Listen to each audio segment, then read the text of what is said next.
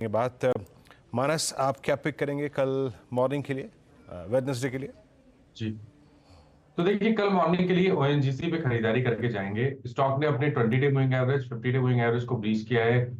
उसके ऊपर लगातार ट्रेड किया है। वॉल्यूम्स काफी बेहतर देखने को मिले हैं। तो ओएनजीसी में स्टॉप लॉस लगाएंगे 269.90 के स्टॉप लॉस से खरीदारी करेंगे और टारगेट 280 के सेट करेंगे। तो 280 के टारगेट के लिए ओएनजीसी में ट्रेड। काबा जी, आपका ट्रेड?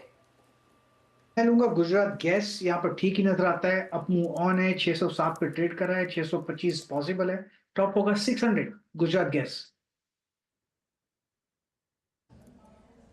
ओके, मानस जी का ट्रेड हो गया गुजरात गैस से। प्रकाश सर का ट्रेड हो गया।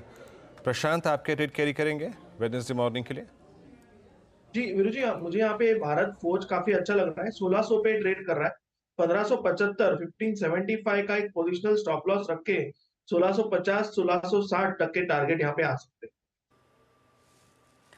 हैं। सोनी, आपका ट्रेड क्या रहेगा? हर्षदी जी, यहाँ पे मेरा STBT रहेगा। हिंडाल्को फ्यूचर्स सेल करने में करंट लेवल 674 पे सेल कर सकते हैं। स्टॉप लॉस रहेगा 681, टारगेट है 658 655। रचना?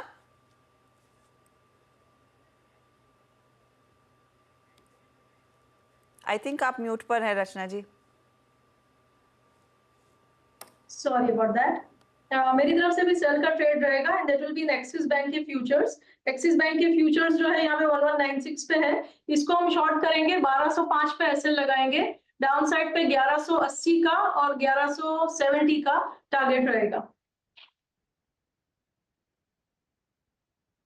इस बैंक STBT और 1196 पे। अच्छा देखिए, मैं हर्षदा से 2 बजे क्या बात कर रहा था कि ऑलमोस्ट वो क्लस्टर्स जहां पे आपको प्रॉफिट बुक करने चाहिए थे, 361 403, वो निफ्टी की हाईएस्ट ट्रैजेक्टरी रही। सुबह की मॉर्निंग कमेंट्री सुनिएगा, मैंने क्या कहा था। ये 30 पॉइंट, ये 35 पॉइंट एक बहुत स्ट्रॉन्ग सप्लाई जोन है।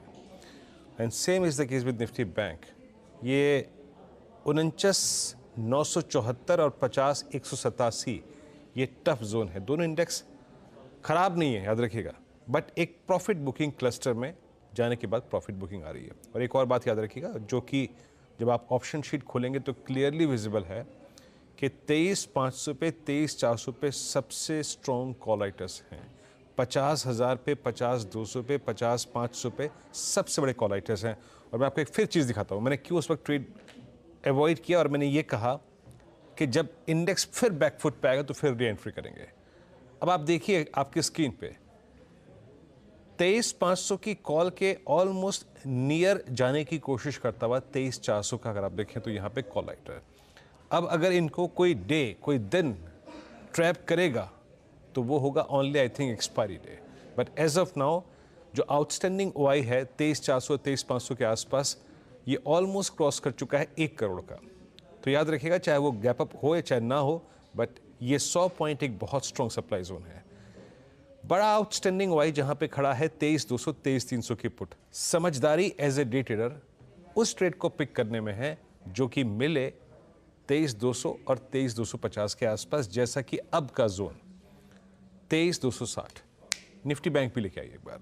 निफ्टी बैंक कोलैप्स हुआ एग्जैक्टली 49,974 से, और वही सुबह की कमेंट्री का पॉइंट था।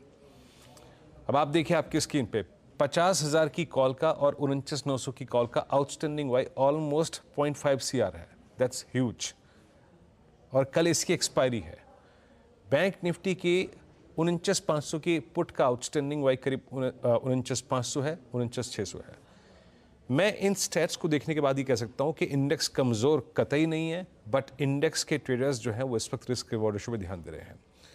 पिक करना है तो out of these two, I think considering कि हमें अपने रिस्क को भी मिनिमाइज करना है, हमें अपने रिवॉर्ड पोटेंशियल्स को भी रखना है, निफ्टी ले जाइए उस क्वांटम में जिस क्वांटम में आप अप्रॉक्सीमेटली 150 पॉइंट का रिस्क ले सकते हैं। क्योंकि जैसे कि मैंने कहा 23,200 पे स्ट्रॉन्ग पुट राइटर है, मैक्सिमम रिस्क हम लेंगे 150 से 125 पॉइंट का। सो अगर कैरी करना है तो निफ्टी को बाय करके, क्योंकि अब वो जोन आ रहा है जिसकी 2 बजे मैं टिप्पणी कर रहा था, तो आप ले जा सकते हैं, बट निफ्टी बैंक को नहीं। मेरे ख्याल से अगर कल सॉफ्ट ओपनिंग हुई तो निफ्टी बैंक आपको थोड़ा सा और नीचे मिल जाएगा, but as of now we will carry a reasonable I think position on Nifty. अब चलते